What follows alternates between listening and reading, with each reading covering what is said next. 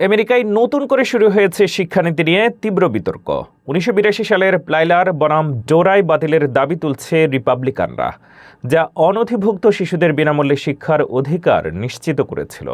এই পরিবর্তন হলে লাখো শিশুর ভবিষ্যৎ অনিশ্চিত হয়ে পড়বে, বাড়বে সামাজিক ও আইনি সংকটও।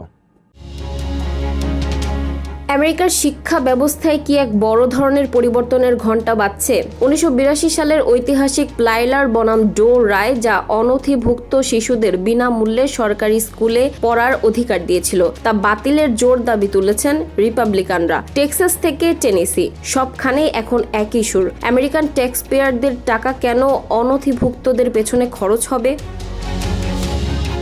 হোয়াইট হাউসের deputy chief of staff Stephen Miller ইতোমধ্যেই টেক্সাসের আইন প্রণেতাদের সাথে বৈঠক করেছেন। তাদের পরামর্শ দেওয়া হয়েছে যেন অনধিভুক্ত শিশুদের স্কুলে ফান্ডিং বা অর্থায়ন বন্ধ করে দেওয়া হয়। রিপাবলিকান রিপ্রেজেন্টেটিভ চিপ রয়ের মতে, এই সুপ্রিম কোর্ট সিদ্ধান্তটি ছিল একটি বিচার বিভাগীয় বাড়াবাড়ি এবং এটি মার্কিন শিক্ষা ব্যবস্থার উপর বিশাল আর্থিক বোঝা চাপিয়ে দিচ্ছে।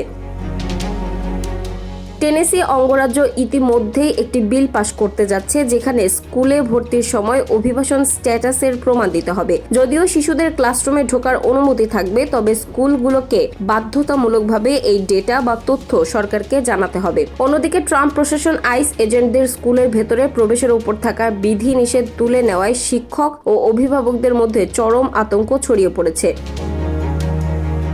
তবে সমালোচকরা বলছেন, প্লাইলার রায় বাতিল করলে তা হবে অমানবিক। আমেরিকান ফেডারেশন অফ টিচার্সের প্রেসিডেন্ট র্যান্ডি উইনগার্টেন বলেন, স্কুল হওয়া উচিত নিরাপদ স্বর্গ, যেখানে কোনো শিশু নিখোঁজ হওয়ার ভয়ে থাকবে না। তাছাড়া অনেক বিশেষজ্ঞের মতে, জন্মসূত্রে নাগরিকত্বের মামলার রায়ের উপরই নির্ভর করছে এই শিক্ষা অধিকারের ভবিষ্যৎ। যদি সুপ্রিম কোর্ট তার নিজের সিদ্ধান্ত বদলে ফেলে, তবে আমেরিকার লক্ষ লক্ষ শিশুর ভবিষ্যৎ অনিশ্চয়তায় পড়বে। এটি কি কেবল আইনি লড়াই, নাকি আমেরিকার মূল চেতনার উপর আঘাত? এই বিতর্কের শেষ কোথায়?